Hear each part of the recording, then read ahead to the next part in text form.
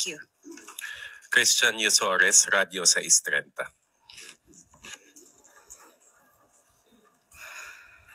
Magandang umaga po, Yusek. Ano po ang reaksyon ng Pangulo o ng Palasyo po doon sa desisyon ng Office of the Solicitor General na recusal o pag-atras po na maging kinatawan ng gobyerno sa mga petisyon sa Supreme Court? Kaugnay po ng pag-aresto kay dating Pangulong Duterte. Iginit po kasi ng OSG na wala nang kahit anong legal obligation ang gobyerno na makipagtulungan sa ICC dahil nga daw po hindi na tayo miyembro ng Rome Statute. Okay. Sa kanya pong manifestation, sinabi he wants to recuse himself to represent because he cannot effectively represent the government. First, okay? Ginagamit po kasi ito ng ibang mga partido na di umano naniniwala ang Solgen na may kamalian sa ginawa ng pamahalaan sa pakikipagtulungan sa Interpol. Maliwanag po kung inyong nabasa ang manifestation po ni Solgen, ni Nardo Guevara.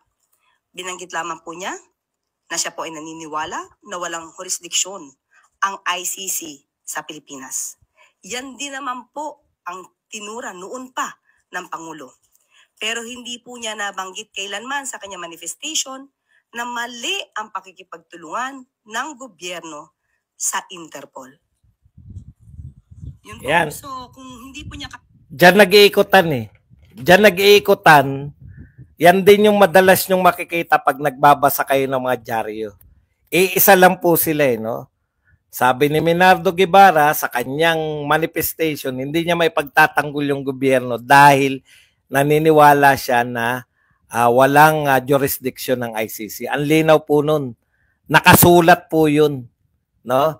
Sa sulat po ni Minardo Guevara, nakasulat po na walang jurisdiction ng ICC sa Pilipinas. Sabi ni Claire, hindi rin naman pero hindi niligay at naniniwala daw si BBM doon. Pero hindi daw nilagay na hindi tayo makikipagtulungan sa Interpol.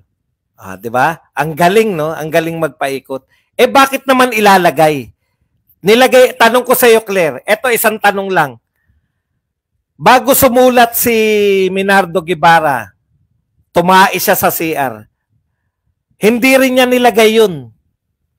Bago siya sumulat sa Supreme Court, siya po ay hinalikan niya misis niya. Hindi niya rin nilagay yun. Hindi lahat ng wala naman pong katotoran ilalagay mo. Hindi rin po siya abogado ni dating Pangulong Duterte. Hindi niya rin nilagay yun. Hindi po siya abogado ni Chavit Singson, hindi niya rin nilagay yun. Bakit mo ilalagay sa sulat mo sa Supreme Court, ang sinasabi niya, ako po ay hindi na magiging hindi ko po kayang ipagtanggol ang gobyerno dahil ang paniniwala ko po, walang jurisdiction ng ICC. Bakit mo ipapasok na hindi rin naman niya sinulat yung Interpol? Anong kinalaman ng Interpol sa pagtanggi ni Minardo Guevara na ipagtanggol si BBM? Kaya nga niya hindi pinagtatanggol si BBM dahil nakakulong si Duterte sa ICC. Hindi niya po kayang ipagtanggol yung gobyerno na nagpagulong kay dating Pangulong Duterte sa ICC dahil hindi niya kinikilala yung ICC. Anong kinalaman? Siyempre, ba't niya isusulat doon yung Interpol? Pero kinikilala ko po ang Interpol. Kinikilala ko po na tangingot nito. Bakit niya ilalagay yung Interpol? Wala namang kinalaman yun sa katwiran niya kung bakit hindi niya kayang ipagtanggol ang mga tao ni Marcos. Nakukuha niyo po? Ngayon, yan na nga po, yan na naman ang isusulat ng lahat ng media. Yan naman po lahat ng ibabalita. Naniniwala naman si BBM kay Solgen na walang jurisdiction. Naniniwala pala kayo bakit nakakulong sa ICC? Si Tatay Digong, sino nagpakulong sa kanya? Sino nag-surrender sa ICC? Interpol ba? Tayo. Tayo po. Lahat to, tokis lang ni Claire, tokis lang ni BBM. Alam nga na mailagay mo yung mga putya, yung Supreme Court, paikutin mo pa. Pero kinikilala ko po ang Interpol. Bakit mo ilalagay yun? Wala namang kinalaman yun.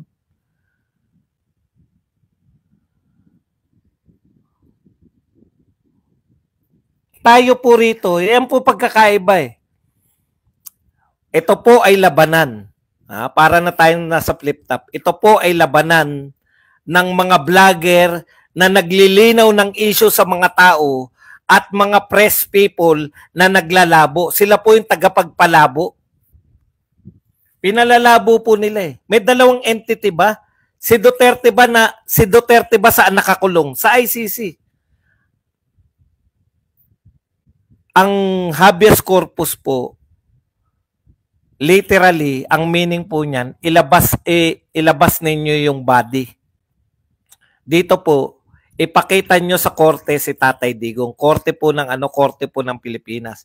Ibig sabihin, ibalik nyo mula sa kulungan ng ICC.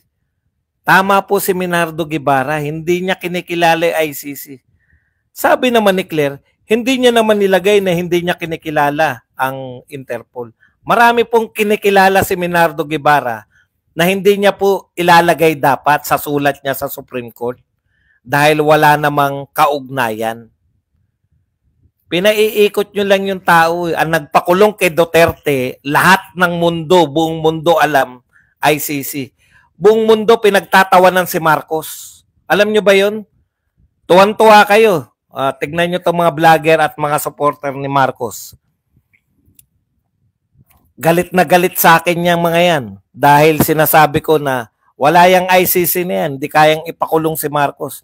Tignan mo ba dong? Nasa amin ang huling halakak. Nung napakulong na si Duterte. Sa ICC. Galit pa rin sila. Kasi hindi nila kayang ipagtanggol.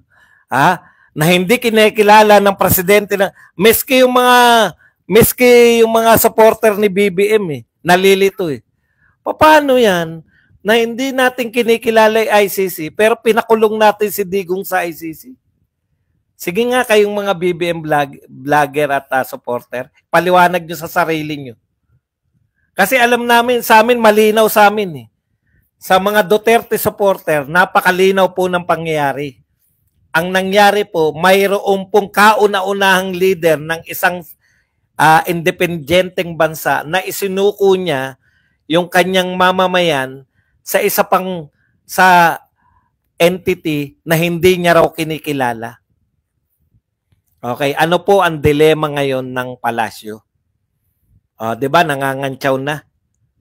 Hindi ko pa nababasa pero nakita ko na yung pamagat ni Carpio. Dapat daw mag-resign na si Minardo Guevara. Dilema yan ng palasyo. Kasi kung ako halimbawa presidente, halimbawa walang kasong ganyan, ako presidente, ayaw mo kaming ipagtanggol, yan yung trabaho mo Wag na yung presidente. Ang dilema ng palasyo, anong gagawin kay Minardo Guevara? Ayaw ipagtanggol. 'Di ba? Simple lang 'yan. Ginagamit yung statement ni Minardo Guevara laban sa Malacanang. Laban sa mali nilang ginawa. Hindi nga natin kinikilala Bakit natin ibibigay si Duterte? Simpleng-simple lang. Tayo pinasisimple natin Kaya siya tumanggi. Hindi ko kayang ipagtanggol 'yan. Hindi ko nga kinikilala, sinurrender nyo si Duterte. Ganun lang po kasimple.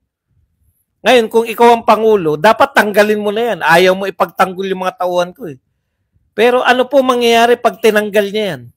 Ano po ba mga nangyari sa mga nawala? Sa mga nag-resign? Kakampi na ni Duterte. Si Trixie. Si Trixie Angeles. Kakampi na ni Duterte. Si Vic Rodriguez na dating executive secretary, kakampi na ni Duterte. Si Minardo Guevara, dati ng kakampi ni Duterte yan DOJ ni Duterte yan At matalino pong tao yan. Ano mangyayari Eto, ginagamit pa lang yung mga statement niya, ginagamit namin, ini-interpret namin na mali talaga yung ginawa. Ano kaya kung mawala na sa gobyerno si Minardo Guevara? Ilalantad niya na ngayon yung mga nalaman niya. Pucha, sabihin lang ni Guevara, ang hirap ipagtanggol. Saan ka nakakita na blanco yung budget? Paano ko ipagtatanggol yung blanco na nagkaroon ng numero?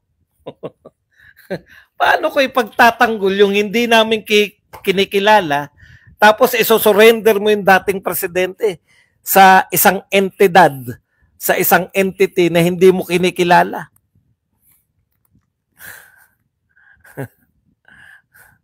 Paano mo ipagtatanggol? Ano ba yung kaso ni BP Sara? Nakalimutan ko na lang. Di ba nagkaso rin si BP Sara? Sa Supreme Court?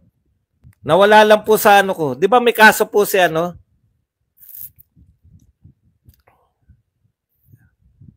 Hindi si Minardo Guevara po pinag-uusapan natin. Si Anyo, hindi naman po abogado si Anyo. Ibang kaso naman yan, mga sundalo at pulis.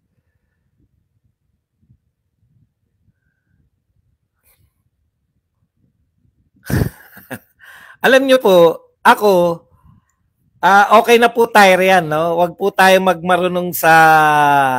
Ako po kasi, hindi ko po pinakikialaman. Petition sa impeachment. Ano na nga yun? Ano yung pinipetisyon niya sa impeachment? Yun. Yan, di ba? Paano mo yung pagtatanggol yung gobyerno na ang liwanag sa konstitusyon, di ba? Na isang impeachment lang ang dapat talakayin sa loob ng isang taon. Pero yung pang-apat na impeachment ang isinampa. Ayun, petition dahil doon sa illegal yung ika-apat na impeachment. Yan yung sinasabi natin eh, no? Wala pong jurisdiction dito. In fact, kahapon sinelebrate natin yung ika-6 year ng pagbaklas natin sa ICC.